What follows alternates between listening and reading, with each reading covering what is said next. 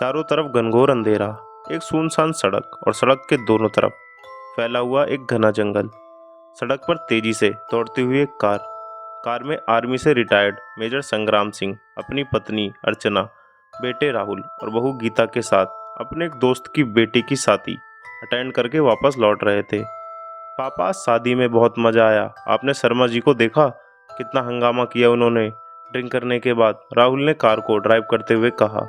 राहुल की पत्नी गीता उसकी बगल वाली सीट पे बैठी हुई थी और पिछली सीट पर उसके माँ और पिता यानी संग्राम सिंह और अर्चना बैठे हुए थे। वे सभी लोग काफ़ी थके हुए थे। बेटा, आजकल ये सब चीज़ें शादी पार्टियों में मामूली बात हो गई हैं। संग्राम सिंह ने राहुल की बात का जवाब दिया। जहां बाप और बेटे पार्टी की गुफ्तगू में लगे थे, वहीं संग्राम सिंह की पत्नी अर्चना किसी और ही विचारों में खोई हुई थी। आप लोग बेकार की बातें छोड़िए, उसके स्वर में घबराहट थी। आज इतनी काली घनी रात है, ऊपर से ये मनहूस अमावस। मुझे ना जाने क्यों डर लग रहा है। ये सड़क और ये जंगल तो खत्म होने का नाम ही नहीं ले रहे हैं। हे भगवान, जल्दी से हम लोग घर पहुंच जाएं बस। एक पल के लिए बाप बेटे अपनी बातों से रुक गए और अर्चना को ताकने लगे। अर्चना ने एक लंबी सांस ली और आगे कहा, मैंने तो आप लोगों से पहले ही कहा था कि घर के लिए जल्दी निकलना चाहिए, पर आप बाप बेटे मेरी सुनते ही नहीं हैं। इतनी रात में इस काले घने जंगल से फैमिली के साथ जाना आप दोनों को कोई रिस्क नहीं लगता? अर्चना बोलते बोलते दोनों तरफ से घिरे हुए काले जंगल को उस दौड़ती हुई कार की खिड़की से झांक कर निहार रही थी। तो लो, तुम्हारी मम्मी फिर से शुरू हो गई, संग्राम सिंह ने मुंह बिचकाते हुए कहा। क्या मम्मी, आप भी ना? राहुल ने कार ड्राइव करते हुए कहा। अरे आप क्यों डर रही हैं मम्मी? गीता यानी राहुल की पत्नी और संग्राम सिंह की बहू ने बीच में ही कहा। अरे पापा और राहुल हमारे साथ तो है ना, डरने की क्या बात है फिर? संग्राम सिंह, जो कि अर्चना के साथ बैठे हुए थे, बोले, बेटा तुम नहीं जानती, तुम्हारी मम्मी को डरने की पुरानी बीमारी है। इनका बस चले तो हम लोग घर में ही दुबक कर ही बैठे रहें। क्यों जी, सही कहा ना मैंने? संग्राम सिंह ने अर्चना को देखकर आंखें मटकाई। अरे मेरी जान, आर्मी में इससे भी भयानक भयानक जंगलों में रात रात भर मैं कई मिशन पर जा चुका हूँ। अरे भाई, ये अमावस पूनम की रात क्या है? ये सब लगता है तुम्हारा विज्ञान बहुत कमज़ोर है। अरे सब रात एक जैसी होती है। चांद निकला पूरा तो पूनम की रात, और पूरा डूब गया तो अमावस की रात। वैसे सच कहूँ तो अमावस की रात तो अच्छी रहती है। अंधेरे में दुश्मन फौजी आपको देख भी नहीं सकता।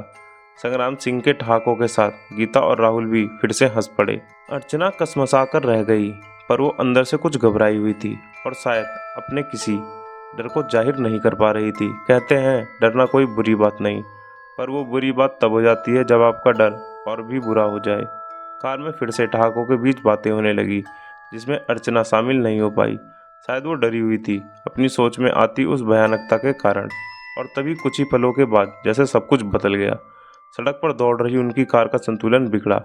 कार अचानक से लहराई, जैसे ड्राइवर के बस से बाहर आ गई हो, और तभी एक जोरदार झटका खाकर कार सड़क के किनारे एक पेड़ से जा टकराई। ये सब एकदम से हुआ, जिसे कोई समझ ही नहीं पाया। दुर्घटनाएं सुना है अचानक से ही होती हैं। एक्सीडेंट की एक जोरदार आवाज़ के कुछ ही पल के बाद खामोशी सी छा चुकी थी। जंगल में सन्नाटा जैसे फिर से पसर गया था। वो काला जंगल फिर से भयानकता में डूबने लगा था। उस भयानक टक्कर के बाद कार बंद हो चुकी थी। थोड़ी देर बाद राहुल, जो कि कार चला रहा था, संभलते हुए कार से बाहर आ चुका था और दूसरी तरफ से कार का दरवाज़ा खोलने की कोशिश करने लगा। मम्मी, पापा, गीता, आप लोग ठीक तो है ना? जल्दी कार से बाहर आइए। राहुल ने कार का दरवाज़ा खोला और कार से निकलकर बाकी सभी को भी बाहर निकालने लगा। कार किसी पेड़ से टकरा गई थी। कुछ ही समय बाद सब लोग कार से बाहर आ चुके थे। संग्राम सिंह अपना घुटना पकड़कर कराहते हुए बोला। अर्चना और गीता को कोई खास चोट नहीं आई थी। क्या हुआ था बेटा? गाड़ी से कुछ टकराया था क्या? पता नहीं, ऐसे ही कुछ एहसास हुआ था, राहुल ने घबराई हुई आवाज़ में कहा। क्या मतलब, सच में कोई टकराया था? पापा, पता नहीं, मुझे भी नहीं पता। हम बात कर रहे थे और अचानक ऐसा लगा जैसे कोई चीज़ सड़क पर थी जो कार से टकराई और ये दुर्घटना हो गई। राहुल संग्राम सिंह को खड़े होने में मदद करते हुए बोला। सच तो ये है, घबराया तो वो भी था। भगवान का लाख लाख शुक्र है हम सब ठीक हैं। अर्चना गीता का हाथ पकड़कर बोली। किसी को कोई भी खास चोट नहीं आई थी। उनके पीछे और आगे वही काले सन्नाटों से भरा जंगल और बीच में अंधेरी सड़क नजर आ रही थी। संग्राम सिंह ने पलटकर सड़क की तरफ देखा, पर सड़क पर उसे कोई भी दिखाई नहीं दिया। सड़क पर कोई भी नहीं था। मैं समझा नहीं बेटा, सड़क पर तो कोई भी दिखाई नहीं दे रहा है, ना ही आसपास कोई परछाई। फिर तुम टकराए किस चीज़ से? मतलब कार किस चीज़ से टकराई थी? संग्राम सिंह ने राहुल को अजीब तरह से घूरते हुए कहा। राहुल का चेहरा घबराहट से लाल हो चुका था, जो कार की जलती हुई इंडिकेटर में रह रहकर दिख रहा था। पता नहीं पापा, ऐसा लगा जैसे कोई सड़क पर है, लेकिन मुझे कोई दिखाई नहीं दिया। लगता है जैसे कोई अचानक से कार के सामने आ गया हो। मुझे कुछ ठीक से याद नहीं आ रहा पापा, पर उसे बचाने के साथ ही ये सब हुआ। पर सच में वह सड़क पर कोई तो था जो कार से टकरा गया था।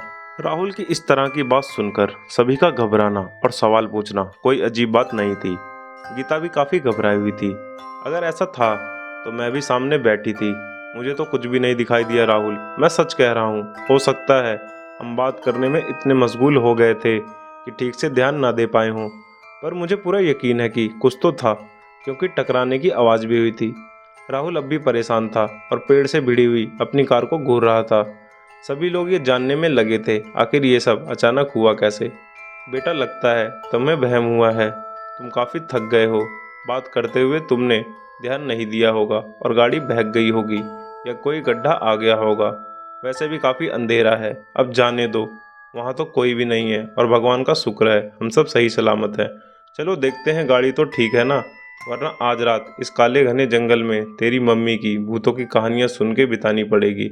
इस छोटे से एक्सीडेंट के पीछे तेरी मम्मी कोई भयानक कहानी रच लेंगी, संग्राम सिंह ने चिढ़ते हुए कहा। और वो कार की तरफ बढ़े और ड्राइविंग सीट पर बैठते हुए उन्होंने कार को स्टार्ट करने की कोशिश की। आखिरकार कोई फौजी ऐसे छोटे मोटे एक्सीडेंट से कैसे घबरा सकता था। कार चालू करने की भरसक कोशिश की गई, पर इंजन आवाज़ करके शांत हो गया और इसी के साथ पूरा जंगल भी एक पल को शांत हुआ लगने लगा। बेटा, ये कैसी सुनसान सड़क है? अर्चना सड़क के दोनों तरफ देखते हुए बोली। ना कोई रोशनी और ना ही कोई गाड़ी आ रही है। मुझे तो बहुत डर लग रहा है। अर्चना शायद उस कहानी को रचने लगी थी जिसका जिक्र अभी संग्राम सिंह ने किया था। अरे मम्मी, आपने ही तो कहा था आज अमावस की रात है, तो अंधेरा तो होगा ही। और वैसे भी ऐसे जंगलों में रोड लाइट्स तो होती नहीं है ना मम्मी। आप प्लीज़ ये सब सोचना बंद करो, राहुल ने कहा, क्योंकि वो जानता था अर्चना के डरे हुए बर्ताव को और अभी समय वहाँ से निकलने का था, इन कहानियों का नहीं। तभी संग्राम सिंह से कार स्टार्ट हो गई और वो कार को रिवर्स गियर में डालकर पीछे सड़क पर ले आए। राहुल अर्चना और गीता को कार की तरफ लेकर आया। चलो सब लोग गाड़ी में बैठ जाओ फटाफट। शुक्र है बोनट और हेडलाइट्स के अलावा सब ठीक है और ये स्टार्ट हो गई है। वाकई कार को ज़्यादा नुकसान नहीं हुआ था और अब कार स्टार्ट हो चुकी थी। संग्राम सिंह ऐसे मुस्कुराए जैसे डूबते हुए इंसान को नाव मिल गई हो, वो भी पूरी की पूरी। और अब इसी नाव में उन्हें अपनी फैमिली को जंगल पार करवाना था। भगवान का लाख लाख शुक्र है जो गाड़ी चालू हो गई, अर्चना ने हाथ जोड़कर कहा। अर्चना संग्राम सिंह के साथ आगे की सीट पर बैठ गई और इस बार राहुल और उसकी पत्नी गीता पीछे की सीट पर बैठे। उस घने जंगल की दशा ऐसी थी कि कोई भी वहां से जल्दी ही निकलना चाहेगा।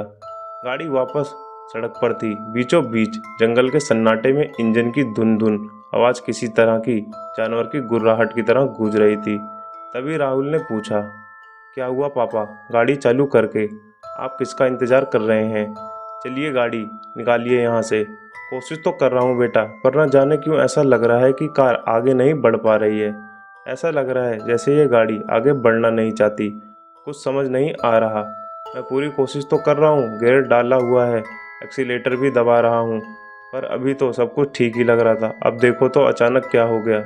मुझे तो लगता है कार में कोई गड़बड़ी हो गई होगी पापा। अरे इतने ज़ोर से पेड़ से जो टकराई थी। आप रुकिए, मैं बाहर जाके देखता हूँ, शायद कोई प्रॉब्लम हो, राहुल ने कहा और उसने कार का दरवाज़ा खोला। पर अर्चना ने मुड़कर उसका हाथ पकड़ लिया। नहीं बेटा, कार से मत उतरना। जाने क्यों मेरा दिल ज़ोर ज़ोर से घबरा रहा है। ऐसा लग रहा है जैसे कोई अनहोनी होने वाली है। अर्चना सहमी हुई थी। वह किसी भी तरह की मुसीबत को नहीं बुलाना चाहती थी और शायद जंगल को महसूस भी कर रही थी। कभी कभी वहम सच भी हो जाता है। आगे क्या होगा कौन जानता है। क्या मम्मी, आप भी ना, अगर गाड़ी चल सकती तो अब तक हम सब आगे भी निकल चुके होते। चेक तो करना ही पड़ेगा ना, नहीं तो वाकई हम यहाँ फंस जाएंगे और आप इतना क्यों डर रही हो? मैंने कहा ना कुछ नहीं होगा, आप चिंता मत कीजिए, मैं देखता हूँ। पापा ज़रा वो टॉर्च देना, आप लोग गाड़ी में ही बैठिए, मैं देखकर आता हूँ। फिर राहुल टॉर्च लेकर बाहर आ गया और कार का बोनट उठाकर चेक करने लगा। अर्चना और गीता का ध्यान कार के शीशे से बाहर की तरफ ही था, जैसे वो कुछ खतरे को भांपने की कोशिश में थे। और संग्राम सिंह कार को चालू करने की कोशिश में थे, क्योंकि उन्हें किसी खतरे से डर नहीं लगता था। तभी अचानक कार के बाहर से राहुल की एक जोरदार चीख सुनाई दी, एक ऐसी जोरदार आवाज़ जिससे किसी को भी डर लग जाए। कार में बैठे संग्राम सिंह, अर्चना और गीता चीख सुनकर जल्दी से कार से निकल के राहुल की तरफ भागे, जैसे कोई भूत देखने के बाद भागता है। ये सोचकर कि जाने क्या अनहोनी हुई थी जो राहुल इस तरह चीख रहा था। क्या हुआ राहुल? संग्राम सिंह ने बाहर आते ही पूछा। पापा, सकपकाई आवाज़ में राहुल ने कुछ इशारा किया। क्या हुआ, तुम चिल्लाए क्यों? अर्चना और गीता भी संग्राम सिंह के पीछे ही थे। राहुल ने कोई जवाब नहीं दिया, बल्कि उसका हाथ कांपते हुए कार की हेडलाइट्स की तरफ बढ़ा, जैसे किसी ने हाथ में डंक मारकर सुन्न कर दिया हो। राहुल ने कुछ इशारा किया। संग्राम सिंह और उसकी फैमिली की नज़र राहुल के हाथ की दिशा में बढ़ी। 3 जोड़ी आंखें उस दिशा की ओर ताकने को हुई, और अगले ही पल में वह नज़ारा देखकर सभी को जैसे सांप सूंघ गया। संग्राम सिंह और उसका परिवार अब एक पल के लिए सांसें थामे खड़ा था, उस भयावह नज़ारे के सामने।